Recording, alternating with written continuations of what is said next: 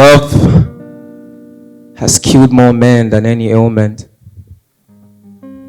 Love even got God killed. A few weeks before I relocated, my mom took me to the hospital. She said I was looking too ill. The doctor placed a stethoscope to my chest. Said, "Young man, where's your heartbeat?" I said, "It's beating somewhere else." Another body houses 2 drum sets. That these ribs are ghost bands playing for this empty chest. Doctor, stop with all this tests. There is no need for me to inhale. These lungs are long gone from longing to be with her. How do I breathe when she's air is the distance that's killing me? I took 2, shall become 1, a bit too seriously, so when you poked me, all of my inside were mushy. And all that's left is the gray matter in my head that recites poems as symptoms. Doctor said, "Young man, you're not well." Doctor, isn't it obvious? I am lovesick. And this patient's ailment is the treatment. Because to love someone is to die in their arms while they keep you alive. My name is Graham Matai, and I'm a poet, and that was an introduction. I'm a very shy person, don't be deceived.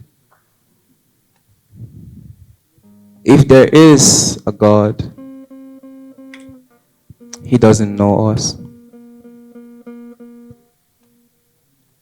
I often speak in parables and I slip into parallels. In one of these dreams, I run into a burning house and return as a matchstick, slim-bodied and hot-headed, quick to start the kind of conversations that burn. I turned to my side and stared at the continent shaped like a furnace, filled with children just like me. They say we are something the sun couldn't eat, so it spatters out, black, burnt, bronze. To be conceived in hell makes it almost impossible to be born again. So we are treated like tinder, swiped right into the fire. Shadrach, Meshach, where did Abednego go missing? Like all the girls we didn't give account for. Tigray, Sudan, Borno, places that only make it to the news as bloodstains. I wake up from this dream. In this new one, I write to a magazine beyond the skies. I seek sustenance in whitewashed gods and dead oracles. I plagiarize my people into necromantic lines for angels to snort. I take their debts to pay my debt, but their bodies return to me as rejection letters. The cobalt in my phone serves as both casket and witness that this black skin isn't dark enough to blackmail God into giving me a piece of heaven. So the flames continue to lick my face and polish my horns. The flames continue to eat my people. I am forced to beg their ashes for forgiveness. For now I choose to remember that I have been a victim. That once a bullet once kissed my side gently before invading a wall. That I am loved by deadly tint in a deadlier place. That the same time I swat a mosquito could be the same time that a bomb hugs a town hall. Both sounds will cancel each other. Because here so are the strings of violence, the chords that get pulled into rifle music, the explosions that turn homes into smokeless fires, the children reduced to genes begging for a wish. Make all the pain go away. Make all the pain go away. So I'm forced to raise my pen, to write like a massacre scene from space, something the heavens won't ignore. I have accepted that me and God are both red-handed. I am just bold enough to paint with my scene. I raise the blood moon to the sky, to be what cannot be forgotten. To be what cannot be forgotten. To be a true winged bat with the sun in its mouth. That if memory was to turn us into smoke, then I will fan these flames till someone chokes on our distress. I won't let history squeeze us into stories on numbers into numbers. That maybe we exist in parables and parallels and often speak in prophecies, and I might just be a matchstick. But there's phosphorus in my chest. If a rifle was to ever call my name, fireflies will escape from me. I would descend and appear to God from his blind side.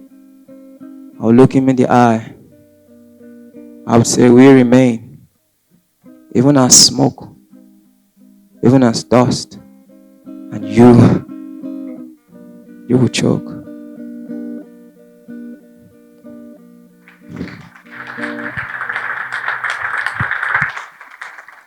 In commemoration for World Poetry Day, to give a perspective of some of the lived experience of what it is to be a poet.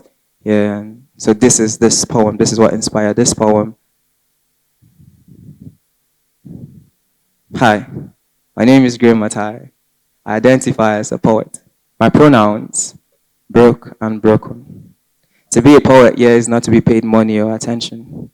Organizers keep saying they'll pay us in exposure. Should I write my poems naked? Should my pen be lingerie? Often, we find ourselves abandoned because they say talk is cheap, so we who speak should remain as what paupers. Often, we are orphans because art is promiscuous, yet most times entertainment denies being our father. So you see poets clip their wings and jump from stage to page, hoping that written works can catch them and attempt to make a little paper. But rejection mails come, so paper cut, so we bleed brittle. Our friends say deep. They don't know how much we're falling into debt.